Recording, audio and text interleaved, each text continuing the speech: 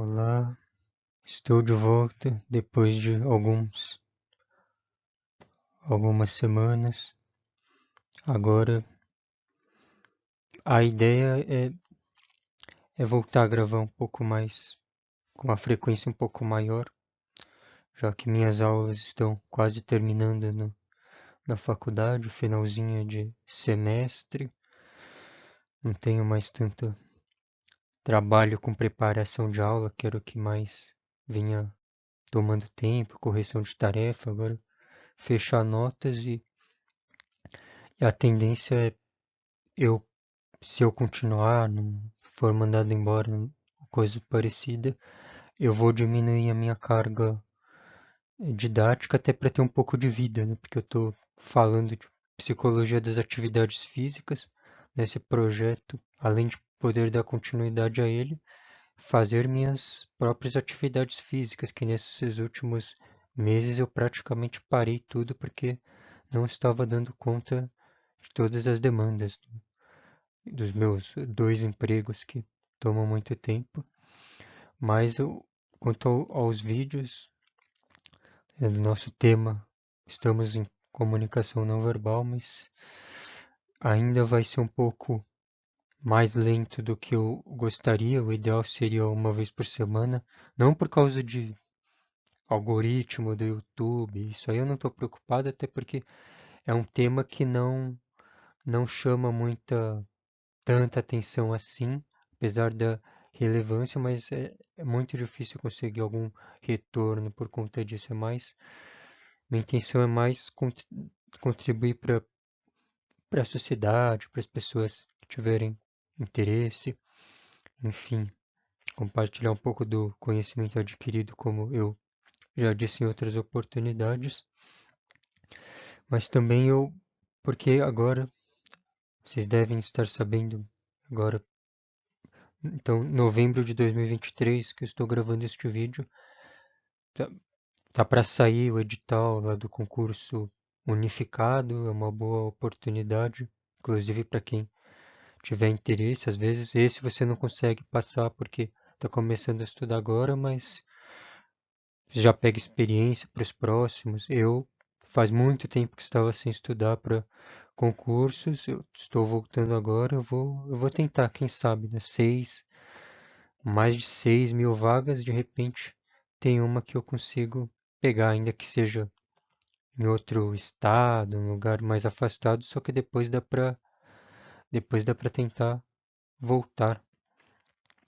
É uma chance de conseguir ser mais valorizado, né? Afinal, eu tentei, né, nos últimos meses, para quem não sabe, prestar um concurso, deram um jeito lá de me eliminar, que eu considerei bem injusto, um concurso para professor, mas a gente segue, né? Infelizmente.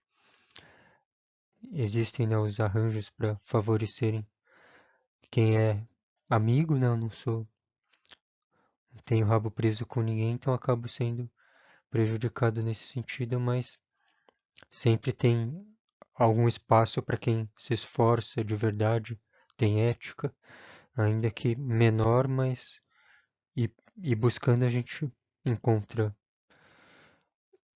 em algum momento, né? E esse concurso nacional unificado é uma boa oportunidade. Agora, terminada essa propaganda, vamos prosseguir ao que interessa, que é o tema que eu vim gravar hoje. Uma continuação do que a gente vinha abordando de comunicação não verbal. Hoje falar um pouco sobre as expressões faciais, um aspecto muito importante da comunicação não verbal. Dentre as diferentes expressões que podem se manifestar, aqui o livro da Psicologia do Esporte e do Exercício, ele destaca de uma forma bem superficial o contato ocular e o sorriso. Então, falando um pouco de cada uma delas, o contato ocular ele pode revelar alguns aspectos numa interação social. Por exemplo, se, se há um interesse, então eu fico, cito muitos exemplos de situação de aula, porque isso vem ocupando boa parte da minha vida nas últimas semanas.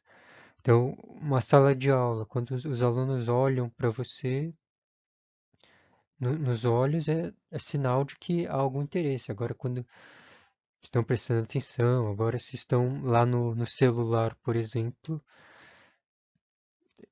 aí estão dispersos, não estão prestando muita atenção. E outro aspecto também que pode revelar é a vergonha. Então, quando a pessoa desvia o olhar, tem dificuldade de estabelecer esse contato, pode revelar também esse aspecto de personalidade. E também nós podemos considerar diferentes culturas, não é só a personalidade. Então, tem algumas culturas que incentivam que as pessoas se olhem nos olhos, outras, isso pode ser entendido como uma afronta, uma falta de educação, um desrespeito, uma intimidação. Então é necessário ter esse cuidado, principalmente quando falamos de esporte, então, que tem muitos campeonatos internacionais de diversos países, eles vão perceber comportamentos muito variados por conta da questão cultural. Já com relação aos sorrisos, o livro ele aponta que ele é uma ponte universal.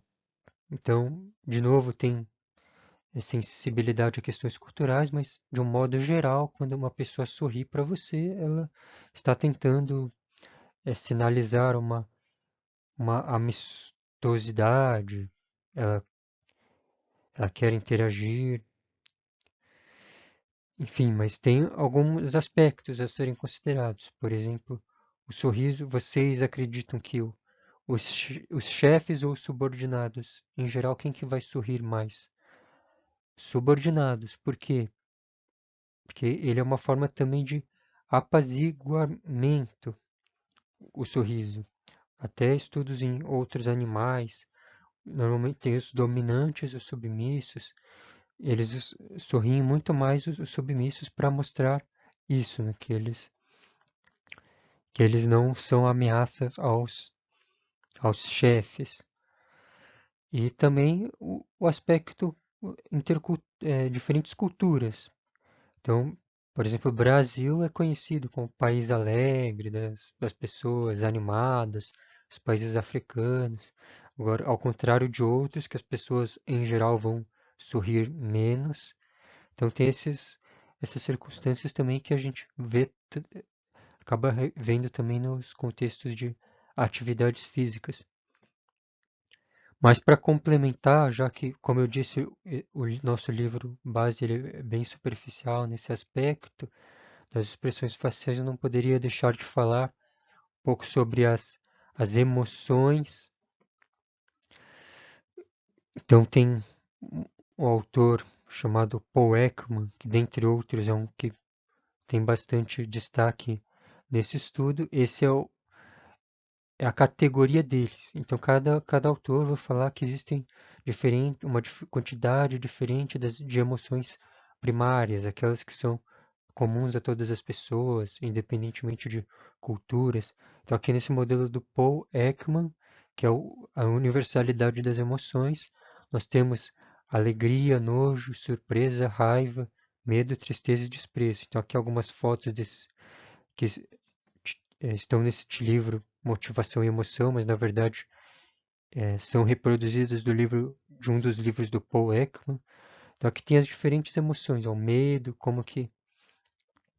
Então, claro que essa pessoa aqui meio esquisita, cada pessoa vai ter uma aparência, mas quando pensa nos músculos, na ativação de diferentes unidades de ação que eles chamam, então cada emoção vai ter uma assinatura particular. Isso eu posso indicar diversos outros vídeos que falam bem melhor, em mais profundidades, né? Aqui a raiva, né? O medo. Então, cada uma vai ter um padrão diferenciado da musculatura. Aqui repugnância, também chamada de nojo, alegria, aqui angústia, eles chamam de angústia, mas no Brasil é mais comum a gente falar tristeza. E por último, as que não estavam no livro que eu peguei desse site aqui da internet, surpresa e, e o desprezo. Então, saber ler as diferentes emoções ajuda muito, independentemente da profissão que você vai lidar, principalmente se você vai interagir com pessoas na sua profissão, como é o caso aqui das profissões que trabalham com as atividades físicas, seja educação física, ou psicologia do esporte, do exercício. Essa compreensão das emoções, garanto que, tendo elas, vocês desempenharão bem melhor as suas funções profissionais. Aqui só para a gente finalizar com alguns exemplos ligados ao contexto das atividades físicas. Então, esse autor, David Matsumoto, ele é defensor dessa teoria do Paul Ekman, da universalidade das emoções. Ele fez alguns estudos que trazem evidências que apoiam essa teoria. Então, um desses que ficou bem famoso, ele compara atletas que não cegos de nascença e atletas que enxergam normalmente. Então, quando ganham ou perdem o jogo, as emoções tendem a ser similares. Então, aqui é quando perde o jogo, olha a cara de tristeza dela. E ele fez as pesquisas com judocas. Aqui tem a visão, não tem problemas de visão, ela fica, quando ela fica triste, é bem parecido. E aqui, interessante que essa ela é cega de nascença, então ela não viu ninguém fazendo essa face para essa expressão facial. É porque é algo tem bases inatas, né, então ela não precisa ver para aprender. Então quando ela fica triste, ela faz essa cara de choro. Todo mundo, né? Com algumas pequenas variações, mas de um modo geral é bem semelhante. Aqui é um exemplo de raiva. Então, quem lembra lá quando. Então, esse time Coritiba já foi rebaixado algumas vezes. Essa de 2009 ficou bem famosa, que foi no próprio estádio. Eles tinham a chance de, se vencessem, escapariam do rebaixamento. Aí empataram com o Fluminense. Aí a torcida se revoltou, quebrou tudo, bateu, invadiu o estádio. Foi bem terrível, né? A gente espera que não aconteça de novo, porque é lamentável.